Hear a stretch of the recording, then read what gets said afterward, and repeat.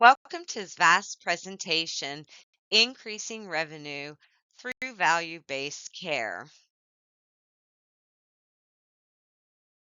My name is Cindy Courtney. I am a nurse by background and have been doing private practice consulting for the last 9 years.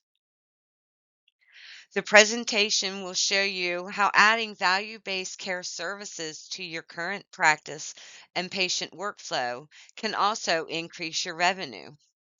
The mission of value-based care is to take the country's medical model from fee for service to pay for performance.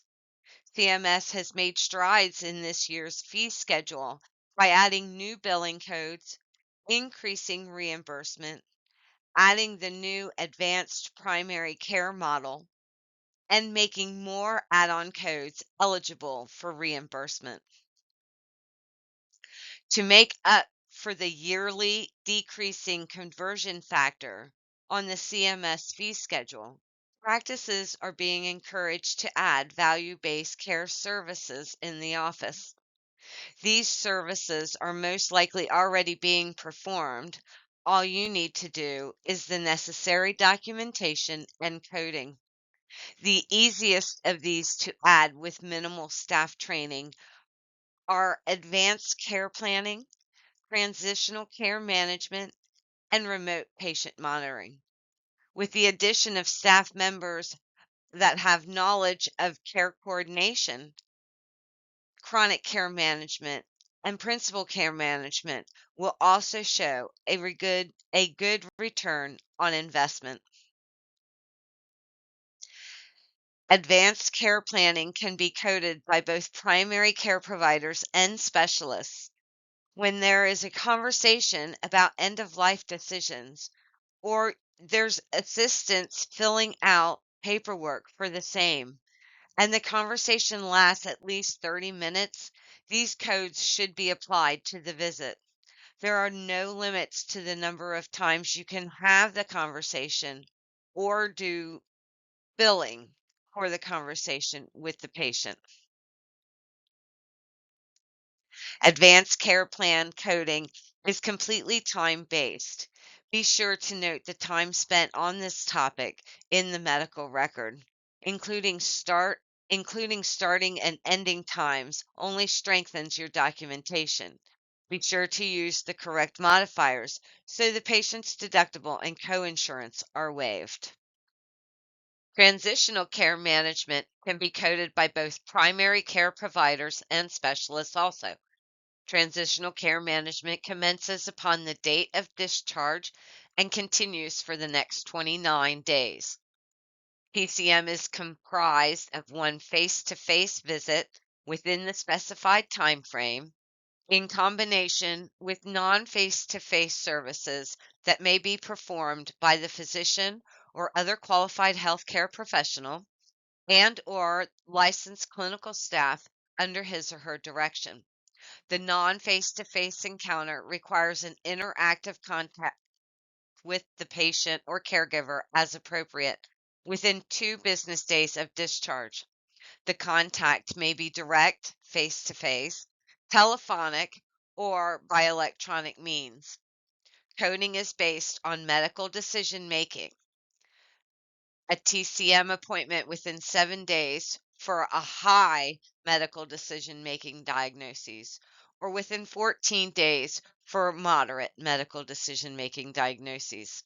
Remember, these services address any needed coordination of care performed by multiple disciplines and community service agencies.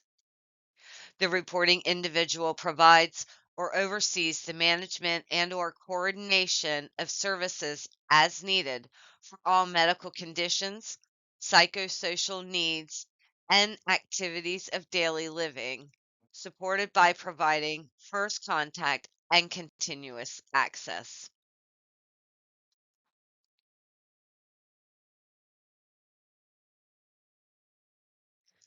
Remote patient monitoring allows patients to use mobile medical devices and technology to gather patient-generated health data and send it to the provider for management of chronic conditions. The most common devices include scales for monitoring weight in the congestive heart failure patient, pulse oximeters to monitor COPD, glucometers to monitor diabetes, and BP cuffs to monitor uncontrollable hypertension. Patients even have the opportunity to use their own wearables, such as smartwatches and smart patches. The patient just needs to have a qualifying diagnosis and order from a provider. Let's take a look at care management components of value based care. Care management services are meant to improve care coordination of the complex patient. In all of these, the provider and their staff must ensure the patient has an up to date care plan on the chart that is unique to the patient and their needs, showing variances with each encounter. The patient must consent, either verbally or in writing, to these services before they begin. These are covered by four general categories: chronic care management, complex chronic care management, principal care management, and advanced primary care management. Chronic care management services are provided when medical or psychosocial needs of the patient require establishing, implementing, revising, or monitoring a care plan. To meet the eligibility criteria, the patient must have two or more chronic conditions that are expected to last more than 12 months or until death. Steps to meeting the criteria to code for CCM include obtaining the patient consent, creating and or updating the personalized care plan, communication with the patient as it pertains to the chronic diagnosis, and documentation of the time that was spent doing all these non-face-to-face encounters and work. Documentation should include an ongoing review of the patient's status and management of diagnoses, referrals, and prescriptions. Providers who are eligible to bill for E&M codes are eligible to bill for chronic care management.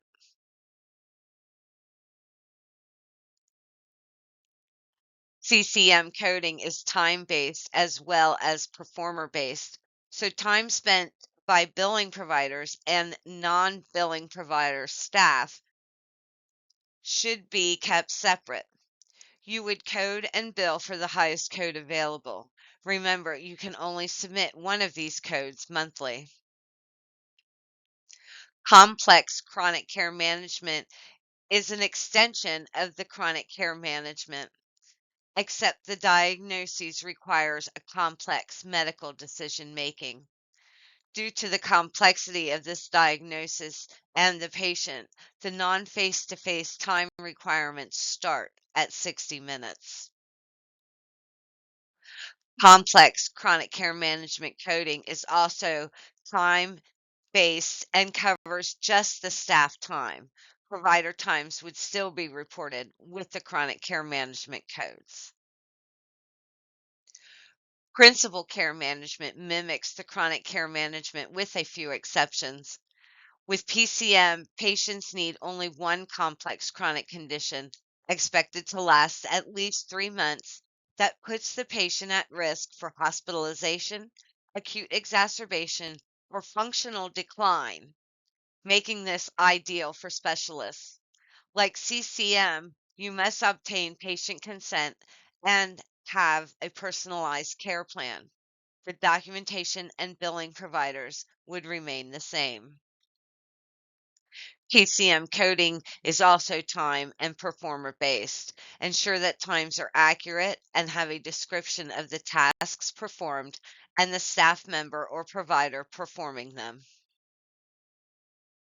Advanced primary care management is provided by the healthcare professional who is responsible for all primary care and serves as the continuing focal point for all needed healthcare services. The APCM model involves costs to maintain certain practice capabilities, readiness, and monitoring activities that support a team based approach to care. APCM services combine elements of several existing care management and communication technology based services you may have already been billing for your patients. This payment bundle reflects the essential elements of advanced primary care, including PCM, CCM, and TCM.